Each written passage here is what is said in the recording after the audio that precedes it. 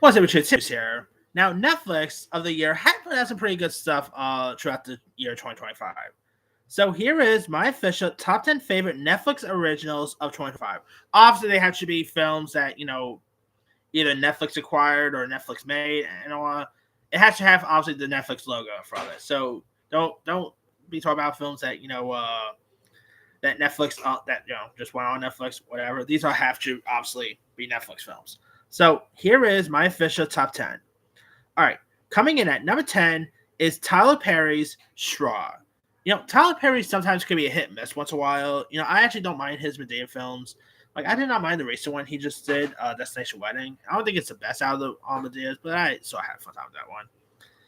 But he did do a movie called Straw, and this of course stars Taraji P Henson, and probably her best performance in recent years. She is excellent here. I mean, it is of course about like this woman who's having a bad day, pushes her to the breaking point, and has some really intense moments that does happen in it, where she of course even holds up a bank here. It's such a really good one. I mean, seeing Sinbad popping up, that was really nice to see. Like, I've always liked Sinbad. Taraji P Henson was terrific. It's such a really good one. Sherry Shepherd's great in this.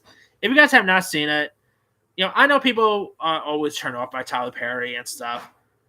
I will say this is actually one of his better non-Medea movies he's done in recent years.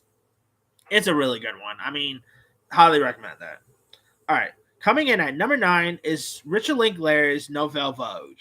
Of course, this is about the making of the French movie Breathless, about like a young Jean-Luc Godard who's around making the film, and of course it is like a love letter to Hollywood and movie making and all. Zoe Deutsch is terrific. I mean, I still think Richard Linklater's better film this year is probably Blue Moon, but I still thought Nouvelle Vague was a really decent one. Love the black and white aspects. Part of it was in French, part was also in English as well. It is a really decent one, well worth watching. All right, coming in at number 8 is going to be the movie Nonas. Nonas, of course, stars Vince Vaughn, who, of course, after losing his beloved mother, he plays like this guy who risks everything to honor her by opening up an Italian restaurant with actual Nonas as the chefs here. And you do got Vince Vaughn, you've got the likes of Lorraine Bracco, got a couple of Sopranos actors in this. Susan Sarandon. It's a really nice, heartfelt story. Vince Vaughn is great. The other cast of characters are good. I really don't know. This was a really nice little film. All right, number 7 is the only documentary on this list. Netflix did put out some really good docs this year. But I decided to just only pick just one of the documentaries. And, I mean, the one about Selena was pretty good. The one about Eddie Murphy was pretty decent. This one takes the cake. Number 7 is The Perfect Neighbor. Oh, boy, The Perfect Neighbor is really intense. Like, I've mentioned this before, but that interrogation scene, is really intense to watch. I mean, of course, it is about like police body cam footage, reveals how a long running neighborhood dispute turned fatal in this documentary about fear, prejudice, and standing ground laws here. And I really feel heartbreaking about what that lady did to that mother here. It's an interesting documentary, say the least. It is insane to believe this really did happen, and of course, I did do my top 10 favorite documentaries of the year, and a little spoiler for that, this was number 1 of that list. It's such a good one. If you guys haven't seen it, give it a go. It'll probably, maybe win or get nominated for the Oscar for Best Documentary. It's well worth watching. All right, number 6 is a Korean film called Left-Handed Girl. Left-Handed Girl, of course, is of course a Korean film about a mother and her 2 daughters who moved to Taipei to open up a noodle stand at a vibrant night market, and the family secrets come out here. The one who plays like the young daughter in this, Nina Ye, she just got a Critics' Choice Award nomination for Best Young Actress. See if she'll win that or not. But I thought she was great. The one who plays her mother and sisters is really terrific in this. It's such a really decent heartfelt story. Great performances. Highly recommend that one. All right. I really gotta start watching more international movies. Like, there are some pretty interesting ones that I sort of missed that. Maybe 2026 I'll start getting more into international films. But anyway. All right, number 6 is Guillermo del Toro's Frankenstein. I really thought Frankenstein was great. Of course, I thought Jacob Elordi was terrific. Love the scenery, the cast of characters here. Oscar Isaac, Mia Goth, Christoph Waltz. I mean, this is not Guillermo del Toro's best work. Nothing.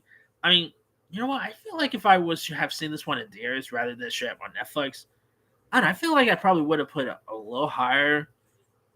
Because I really think, the theatrical experience, it's such a shame they did not give this a theatrical experience because I think it would have, I mean, it's still a good movie, don't get me wrong. But still, I think it would have been a better experience for theatrical, but sadly, that didn't happen. I mean, they got released in theaters, but it barely didn't show anywhere near me, so. All right, number 4 is Happy Gilmore 2. Now, most people probably has this, in the worst lists, Terror and all. But I had a fun time with Happy Gilmore too. I was really loved seeing Adam Sandler coming back. He definitely has some fun humor to it. Of course, I love the cameos from Eminem to Travis Kelce. Bad Bunny steals so many scenes in this. Great year for Bad Bunny, by the way. He was great in both this. I really quite liked him in Caught Stealing. Can't wait to see him perform at the Super Bowl. I mean, the guy is just great. And he steals so many scenes in this here. I liked his little moment with Travis Kelce when he's putting honey on Travis Kelce. That's all made me chuckle here. It's such a really fun one. And yeah, it's such a shame probably not many people really enjoyed it. But hey, that is Adam Sandler movies for you. They don't appeal to everyone. All right, number 3. Actually, I do got another Adam Sandler movie on this list, but that's more serious tone. But number 3 is Wake Up Dead Man, Knives Out. Now, I was lucky enough to see this one in theaters because, the theater near me was actually showing this. So I was like, okay, I'm watching this one on the big screen. It is I still don't think it's as good as the other Knives Out movies. I'm seeing so many critics saying this is better than the best Knives Out movie here and there.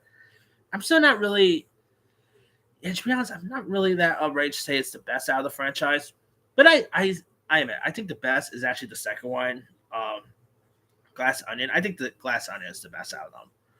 But I think I guess you could say Glass Onion is the Empire Strikes Back of the Knives Out films, while Wake Up Dead Man is a Return of the Jedi of the Knives Out movies. That's what I really got with this here. But of course, Glenn Close is great, Daniel Craig, Josh O'Connor. I do hope they do more Knives Out movies, but give the next Knives Out movies to your actual release, because I really feel like these movies are meant for theaters rather than Netflix. But I'm so glad that I could say that I've seen all Knives Out movies in theaters because I saw the last one in theaters as well. So, number 2 is Jay Kelly. Of course, Jay Kelly starring George Clooney, Adam Sandler, Laura Dern. Jay Kelly is terrific. Great performances by Sandler, by Clooney. Laura Dern's terrific. Billy Crudup is great. I really quite like the ending where George Clooney's Jay Kelly is looking at his movies, and it's pretty much like his actual films. It pretty much felt like footage of George Clooney's actual films. That was actually my favorite moment, to be honest. Yeah, I mean, it's such a good one. Sandler, George Clooney. I mean, I guess you could say that Adam Sandler. I wonder if Adam Sandler actually put his iconic Lil Nicky on and say, "Hey, I still ain't no George Clooney." Only Lil Nicky fans will get the joke there. But yeah, Jay Kelly is terrific. I mean, as much as I love Adam Sandler comedies, and I'm a big Adam Sandler comedy guy, Billy Madison, Happy Gilmore, Big Daddy and stuff, I will say he has an knack when it comes to dramatics. Whether you talk about Uncut Gems, whether you're talking about, Reign Over Me, Man, Woman, and Children, Punch Drunk Glove, the guy definitely has some dramatic chops. And whether he gets an Oscar nomination for this, who knows? I mean, I don't think it's his strongest performance. I don't think it's as good as, let's say, Uncut Gems or or Reign Over Me, nothing like that. But I still thought he was great in this one, and I would love to see him do more dramas down the line. Because I could easily see an Oscar on his mantle one of these days, but who knows? And my number 1 favorite Netflix movie of the year, it's coming. And I was surprised to even have this on my list. And I was surprised of how good this movie was in general. And how good the music is. You know where I'm going at? This one.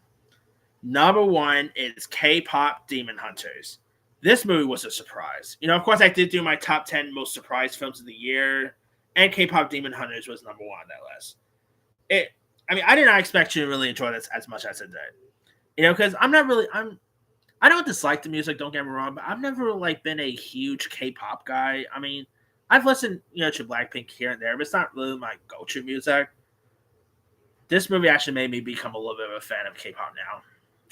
Yeah, since then I actually been hearing a little more K-pop music than I did before. Like the music in this, Golden, how's it done? I mean, the music is just excellent. The animation is terrific. I really quite enjoy this a lot. The story arc is great. I was lucky enough. Technically, I saw this. I guess you say twice this year. The first time I saw it was on Netflix back in June, but then I decided to rewatch it again, which I thought was good back then. But then I decided to rewatch it again because remember Netflix and AMC got together and decided to give it like a theatrical release and stuff. So I decided to rewatch it again, this time on the big screen. Guys, it's a much better experience in theaters.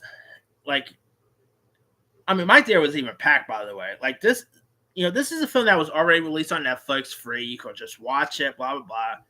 So you expect like hardly no one, will even show there.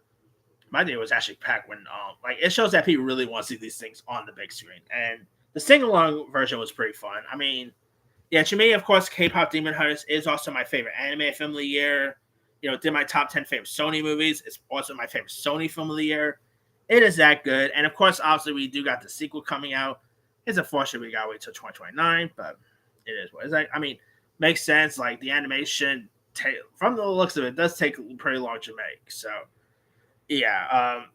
I mean, I still remember, when I actually first saw the concept of K-pop Demon Hunters. It was like a year or two ago on like one of these surveys I do. And I still even saw and even heard some of the concept of it. Like I even heard some of the footage, and obviously the animation wasn't done and stuff, since. But I did not expect that K-pop Demon Hunters would be this much of a hit, So yeah, and of course, Huntrix did great at the Macy's Parade. I think they're supposed to be performing at the Dick Clark's New Year's Rocket Eve this week, so they are music artists to look forward to. So. But that's pretty much it there. Here is my quick rundown. Number 10, Tyler Perry's Straw. 9, Nouvelle Vogue. 8, Nona's. 7, The Perfect Neighbor. 6, Left-Handed Girl. 5, Frankenstein. 4, Happy Gilmore 2. 3, Wake Up Dead Man. 2, Jay Kelly. And number 1 is K-pop Demon Hunters. Now, there are a few other ones I could have included. I actually just checked out Goodbye June, the new Kate Winslet film. Not a bad little film there. Train Dreams is pretty decent one. The cinematography on that is great. When the Oscars rolls around and that movie does not get a nomination for best cinematography, that would be a shock snub because it's the best cinematography I've seen this year. Let's see. A few other ones that cover of documentaries I could have included Being Eddie, the Eddie Murphy documentary. The Selena documentary is pretty decent. I actually did not mind House of Dynamite, but I don't think it's like Catherine Bigelow's best work, to be honest. Yeah, I mean, I could have probably done like top 15 here. I actually did not mind Back in Action, the Cameron Diaz film. Fear Street was actually pretty decent. Like, yeah, they did some good stuff this year. And 2026 might be a really cool year for them too, which I'll talk about that in a separate video. But let me let you guys, what are some of your favorite Netflix films of the year? Drop comments below. Don't forget to like, subscribe, hit that bell for notification. This is Serious Iron.